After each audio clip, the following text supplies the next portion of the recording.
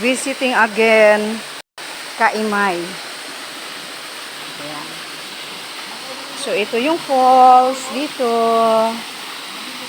Yan.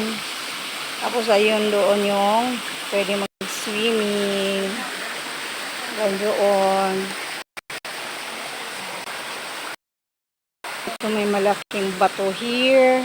At mayroon doon na pwede tayo ligo din.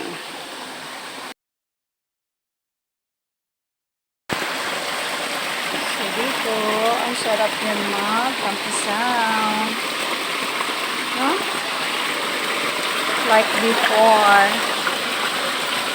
So, ang sarap niyan. Ito sa taas. Ayan ang ambience. Tapos pababa. Ayan. Tapos ayun ang water.